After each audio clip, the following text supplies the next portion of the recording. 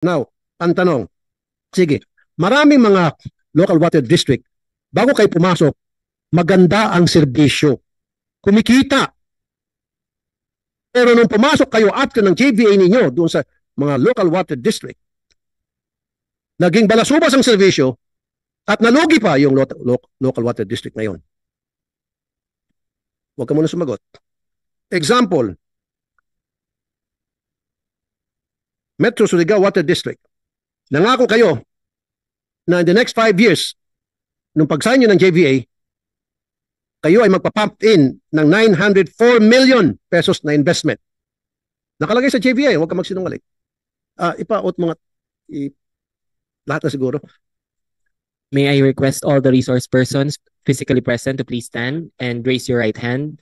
For our resource persons virtually present, kindly turn on your web cameras and also do the same. Do you swear to tell the truth, the whole truth, and nothing but the truth in this proceeding?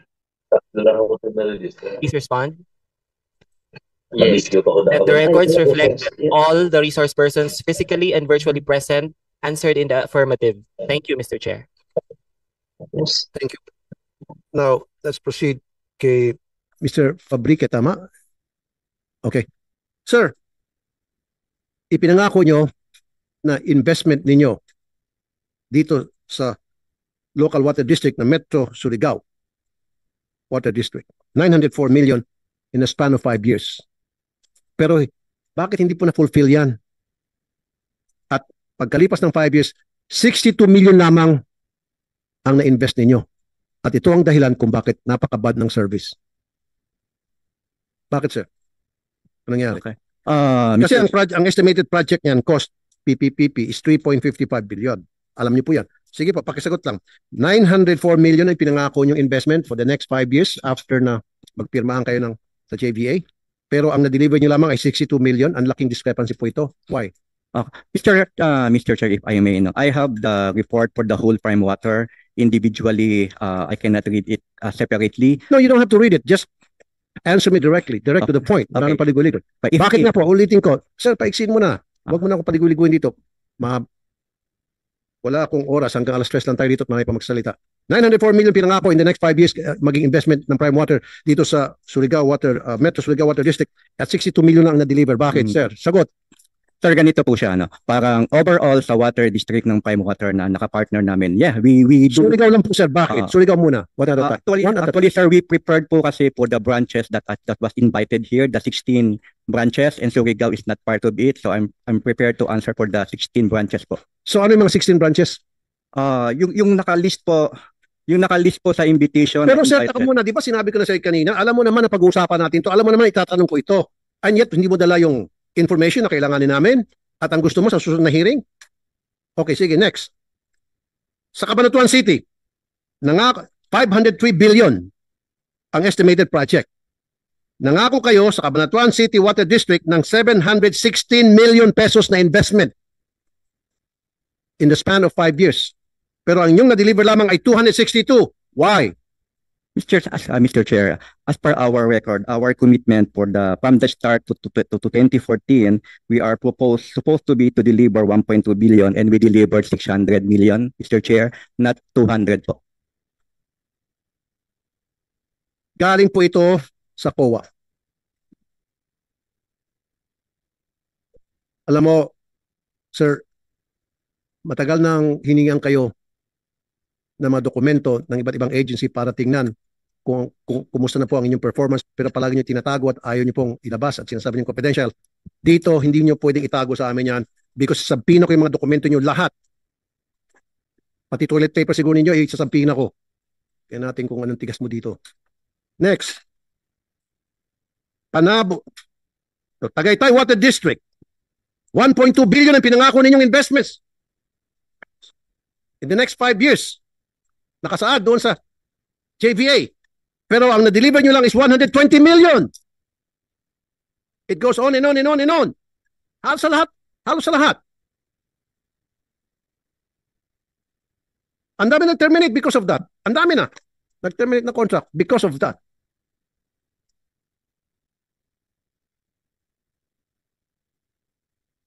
Panabo Water District, 644 million. Halos kalahat, more than half a billion. 644 million ang inyong ipinangakong investment. Okay? Sa mga susunod na 5 taon. Pero ang inyong na-accomplish lamang ay 50 million barya. Isa pa.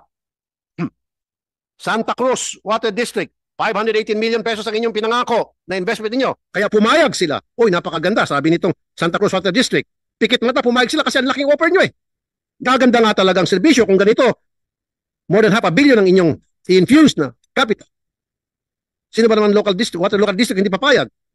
Pero nabudol sila. Ang inyong dineliver lamang ay 144 million.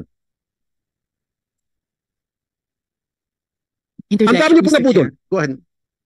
Kung pwede kong itanong sa OGCC, Mr. Chair, Go ahead. kung ang proponent po ay hindi tumupad sa financial requirements, sa investment commitments, nagko-constitute po ba yon ng breach of contract?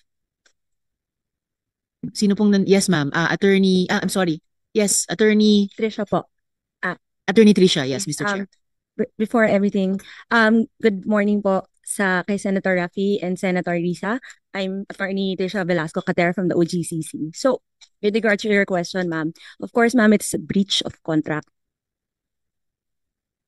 And dahil breach of contract po ito, Mr. Chair, ano yung practical consequences, lalo na para sa local water district at sa local government unit mismo, Mr. Chair?